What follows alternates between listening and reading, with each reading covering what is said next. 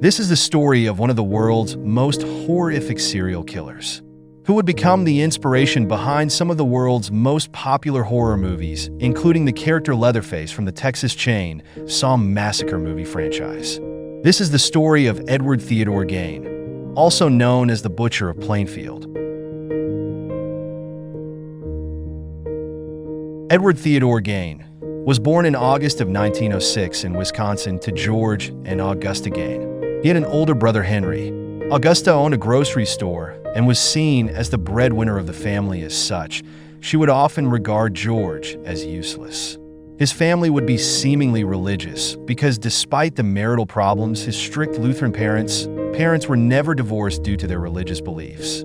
Sadly, Augusta would take out her resentment towards her husband on her boys.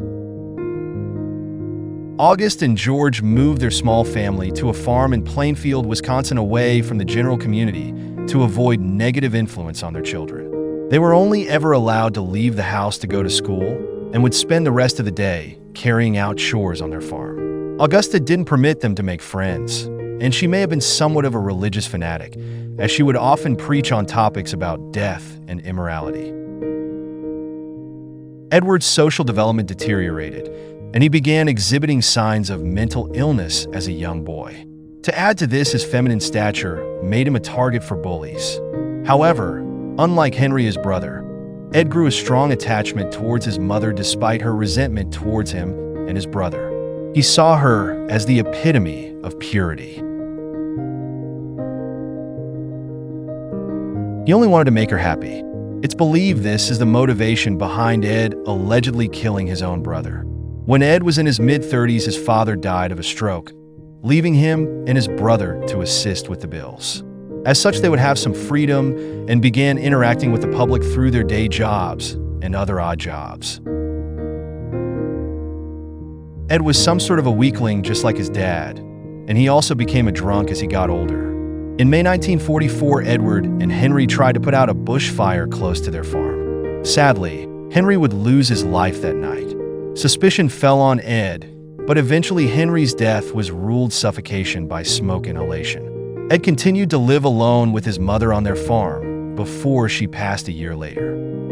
One may think that an already fragile mind like Ed's couldn't deal with the passing of the only 3 people he knew in his life, all in the space of 5 years. When Augusta died, Ed thought he had lost the only woman he ever loved. He was never known to have dated any women. In his plight, he had gorged on literature on anatomy, cannibalism, and torture, while his family home deteriorated into a dilapidated state. The case of Bernice Worden is very pivotal in the case of Ed Gein, because it is the case which led to the discovery of the hideous monster which Ed had become. In searching for Bernice, they uncover a den of death. This discovery would lead Ed being nicknamed the Plainfield Ghoul. On the 16th of November, 1957, a young man reported his mother missing. His mother's name was Bernice Worden. The young man told the police a man had purchased antifreeze from their store the previous night, and this was the last recorded transaction. The man in question was none other than Ed Gein. The police head over to Ed's home on the farm where he lived. Upon entering Ed's home, the police discover his lair decorated with skin from human corpses.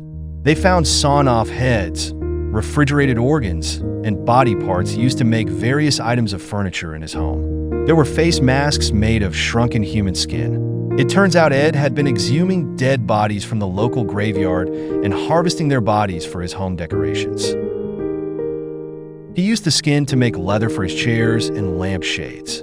The police find out, shortly after his mother's death, Ed began to rob graves of people who resembled his mother. It might look like Ed had become tired of using dead, rotting corpses because they smelled bad, and became more confident at this point go from robbing graves of their dead to robbing human beings of their lives. Luckily, he was caught before that number would increase. The body of Bernice was found headless, hanging upside down from the ceiling. She had been gutted. They also identified remains belonging to that of Mary Hogan, a local bar owner who was reported missing 3 years earlier.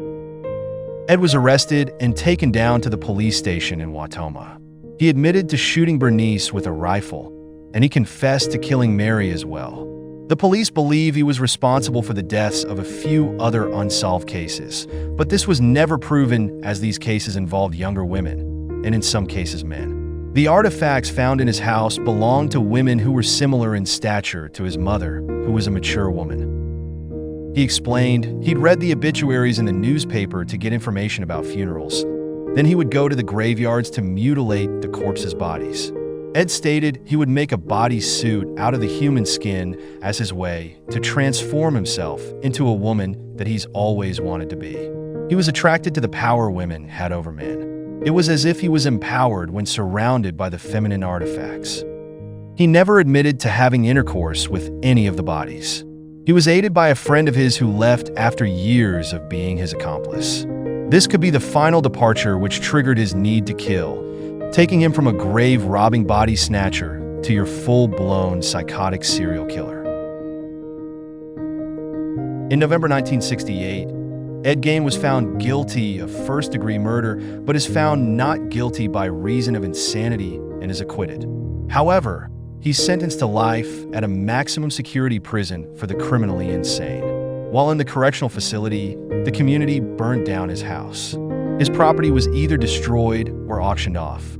In contrast to his morbid existence in the world, Ed Gein was the model prisoner, or patient rather. Ed died of cancer in July of 1984, and he was buried in the same local cemetery he had once desecrated. After his death, the community still didn't let him rest in peace.